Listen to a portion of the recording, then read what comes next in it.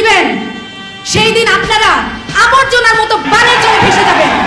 তাই আমি আপনাদেরকে বলতে চাই, আপনারা সাবধান হন, আপনারা সংযত হন, আপনাদের আচরণকে আপনারা কন্ট্রোল করুন। আপনাদের এই আচরণের দ্বারা আপনাদের নিজেদের বিপদ আপনারা নিজেরা ডেকে আনছেন। আপনারা রাজশাহীতে যে ঘটনাটা করলেন, যে ব্যবহারটা করলেন, হিজবুত তৌহিদ খুব ধৈর্যের সাথে এটাকে কন্ট্রোল করেছে। এই আচরণ দেশবাসী ভালোভাবে নেয়নি, সংবাদকর্মীরা এটা ভালোভাবে নেয়নি।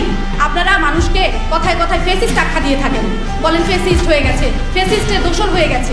ফেসিস্ট অর্থ হচ্ছে যারা অন্যের মতামতকে সম্মান জানায় না, অন্যের মতামত প্রকাশের অধিকার দেয় না।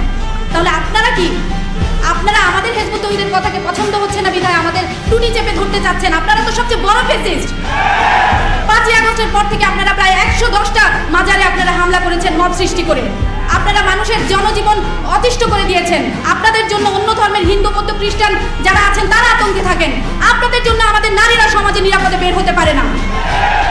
কিন্তু ভুল বুঝবেন না, হিজবুত তৌহিদ আপনাদেরকে ভয় পায় না, কখনো ভয় পাবে না। আপনাদের এই সাময়িক চিৎকার চেঁচামেচি হিজবুত তৌহিদের এই মহান আদর্শের সামনে সাময়িক বিড়ম্বনা সৃষ্টি করতে পারলেও হিজবুত তৌহিদের যে মহান আদর্শ, সেই মহান আদর্শের গতিপথের সামনে আপনারা কখনো বাধা হয়ে দাঁড়াতে পারবেন না ইনশাআল্লাহ।